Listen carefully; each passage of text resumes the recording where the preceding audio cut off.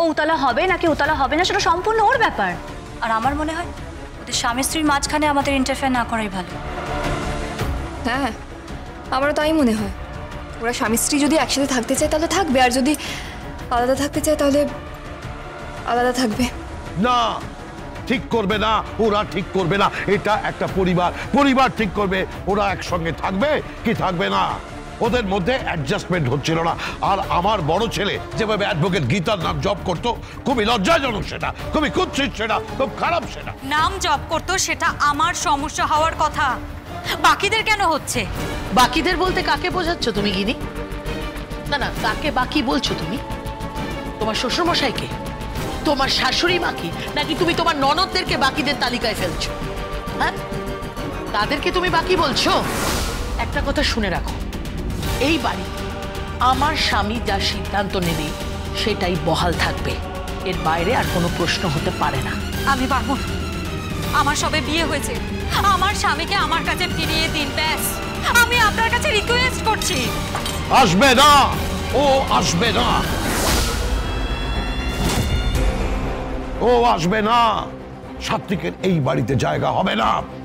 Legally একটা angle আছে, বুঝতে হবে, একটা আইনি দৃষ্টিকোণ আছে, সেটা বুঝতে হবে।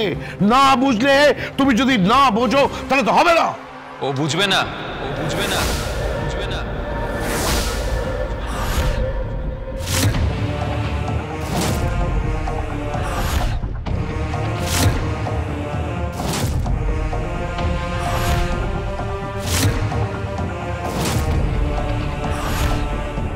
আর ওর বোঝার কথাও নয়।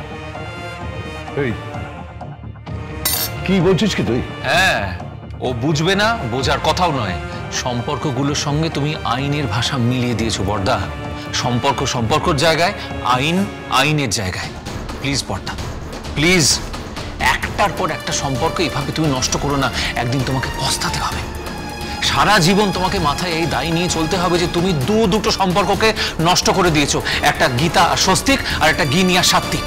চুপ কর তুই, তুই সব ব্যাপারে সব কথায় ইন্টারফেয়ার করিস না।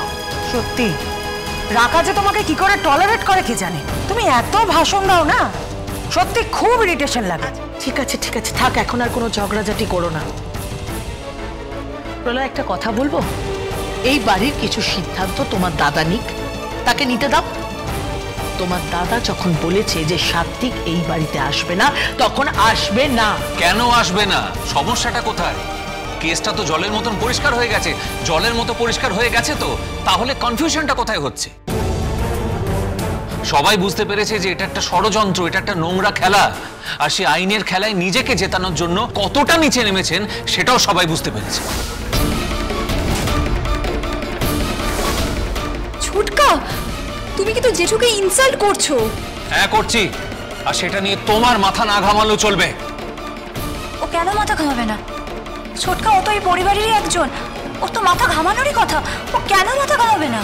স্টপ ইট, এখন এসব আলোচনা বন্ধ করো। আমি যখন বলেছি সাত্বিক এ বাড়িতে ঢুকবে না, তো ঢুকবে না, ব্যাস। তাহলে তো আমাকেও এ বাড়ি ছাড়তে হয়।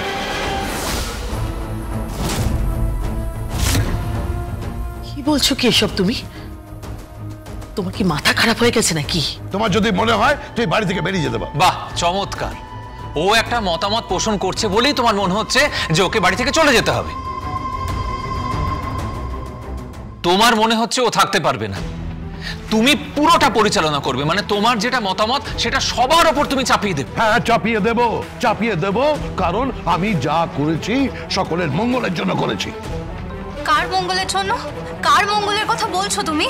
মেহেক, তুমি বড্ড বেশি বাড়াবাড়ি করছো। ছোট ছোটর মতো থাকো। ওরা আর ছোট নেই, ওরা সবাই বড় হয়ে গেছে। ওদের একটা মতামত আছে, আর তুমি তোমার মতামতটা ওদের সবার উপর চাপিয়ে দিতে পারো না। মেহেক, কেন আর্গুমেন্ট করছিস? দয়া করে আর্গুমেন্ট করিস না। রোজ ডিনার টেবিলে একটা গন্ডগোল হবে, আর ভালো লাগে না আমার। ভালো না লাগলে চলে যাও, সবাই উঠে চলে যাও, কাউকে খেতে হবে না। আরে আশ্চর্য, তুমি তোমার ফ্রাস্ট্রেশন ওদের উপর ছাড়ছো কেন বুঝতে পারছি না। শোনো শোনো বর্দা, শোনো আমার কথাটা শোনো। তুমি সাত্বিককে আসতে দাও। সাত্বিককে না আসতে দিলে গিনি আর সাত্বিকের সম্পর্কটা বিষিয়ে যাবে, ওদের মধ্যে দূরত্ব তৈরি হবে। তুমি কেন বুঝতে পারছো না? শেষ পর্যন্ত দূরত্ব বাড়তে বাড়তে এমন একটা জায়গায় চলে যাবে যে পরস্পর পরস্পরের সঙ্গে সংসারই করতে পারবে। ওদের পক্ষে সংসার করা সম্ভব নয়।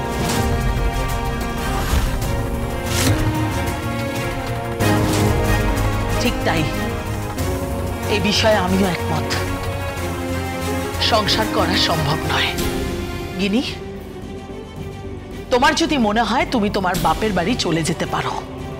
মা, হ্যাঁ, যদি তুমি ভালো বোঝো তাহলে তুমি তোমার বাপের বাড়ি চলে যেতে পারো।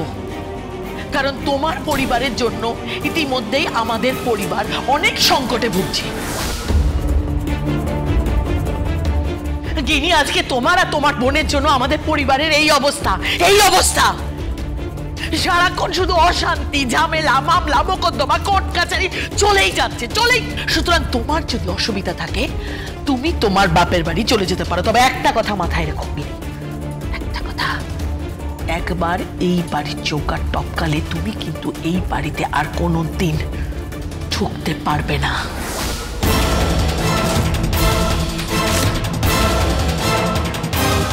আমাকে ঢুকতে দেবেন না, কিন্তু পারবেন তো গীতাকে আটকাতে?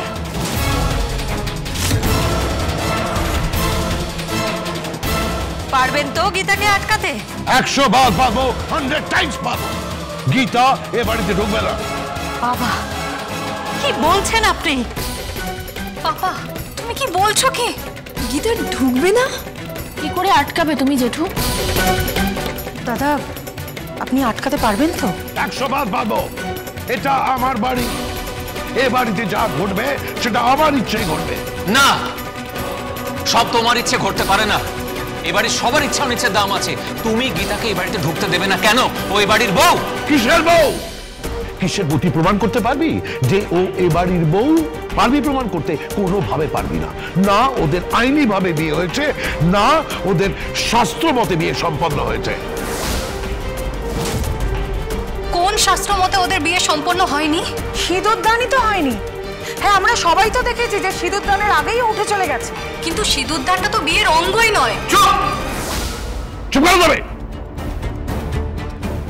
সিঁদুরদান বিয়ের অঙ্গ নয়। তুমি সব শাস্ত্র পড়ে ফেলেছ। এসব তোমার মাথায় কে ঢোকাচ্ছে? গীতা, সিঁদুরদান বিয়ের অঙ্গ নয়। Fact, fact.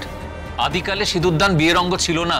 এটা পরে একটা সামাজিক স্রোতের মধ্যে পড়ে যায় এই সিঁদুরদান পর্বটা। এটা থাক থাক থাক থাক থাক। আমি না তোর সঙ্গে শাস্ত্র নিয়ে কোনো আলোচনা করতে চাইছি না। আমি তোর সঙ্গে শাস্ত্র নিয়ে কোনো রকম আর্গুমেন্ট করতে চাইছি না। তুই মুখটা বন্ধ রাখ প্লিজ। আমাকে দয়া করে আমাকে একটু শান্তিতে খেতে দে। আগে নেই, আমি তোমাকে শেষবারের মতো বললাম, তোমার যদি এখানে অসুবিধে হয় তাহলে তুমি এখান থেকে চলে যেতে পারো। এ বাড়িতে তোমার জায়গা হবে না। পালিয়ে গেলে তো হবে না। হ্যাঁ, পালিয়ে গেলে হবে না বাবা, আপনাকে উত্তর দিতে হবে। গীতাকে আপনি কি করে আটকাবেন বলুন? উত্তর দিন, কি করে আটকাবেন আপনি? গীতা যেদিন এই বাড়িতে আসবে না, ঝড় উঠবে। আপনারা কেউ আটকাতে পারবেন না ওকে। আমি আপনাদের বলছি, কেউ আটকাতে পারবে না। আপনারা সবাই ওই ঝড়ে খড়কুটোর মতো উড়ে যাবেন। আমি আপনাদের বলে দিচ্ছি, কেউ কিচ্ছু করতে পারবেন না আপনারা। আমিও তো সেই কথাটাই বলছি। গীতাকে আটকানোর ক্ষমতা তোমার নেই, আর তুমি এই কেসটাতেও হারবে। মাথা নিচু করে বাড়িতে ঢুকবে এই আমি বলে দিচ্ছি তোমাকে।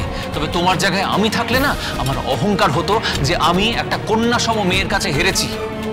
আমার পরের জেনারেশনকে খুঁজে পেয়ে গেছি, অগ্নিজিৎ মুখার্জির পরের প্রজন্মের মেয়েকে খুঁজে পেয়ে গেছি আমি, যে তার সেরাটা দেবে এবং সেরার সেরা উকিল হবে, এবং তোমাকেও সে ছাপিয়ে যাবে তার প্রতিভায় আর তার আইনি কৌশলে। জীবনে পারবে না। I am the best, I am the best, and I am the best. বুঝতে পেরেছিস? চুপ করে থাক। কে চুপ করে থাকবে আমি জানি না, কিন্তু আমি চুপ করে থাকতে পারবো না। আমার পক্ষে সম্ভব নয়। কাকে ফোন করছো তুমি? কাকে ডাল করছো? গীতাকে। কেন গীতাকে ফোন করছো কেন?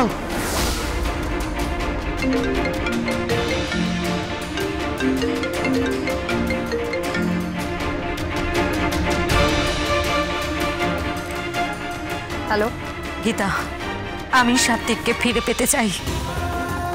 আমার সাত্বিককে আমার কাছে ফিরিয়ে দে গীতা। গীতা, আমি যদি কোনো রকম অন্যায় করি, কোনো ভুল করি, আমি তোর কাছে ক্ষমা চেয়ে নিচ্ছি গীতা, কিন্তু প্লিজ প্লিজ সাত্বিককে আমার কাছে ফিরিয়ে দে। গিনি, গিনি, তুমি গীতার সঙ্গে ফোনে কথা বলবে না। ফোনটা আমাকে দাও, আমাকে দাও ফোনটা। শোনো, তোমার দিদি যা বলেছে সেগুলো সব ভুলে যাও, সব ভুলে যাও। ফোনটা দিদিকে দিন না, প্লিজ, ফোনটা দিদিকে দিন। ও কি বলতে চাইছে আমি সেটা শুনতে চাই। কেন বোনকে ফোন করতে গেলে তুমি?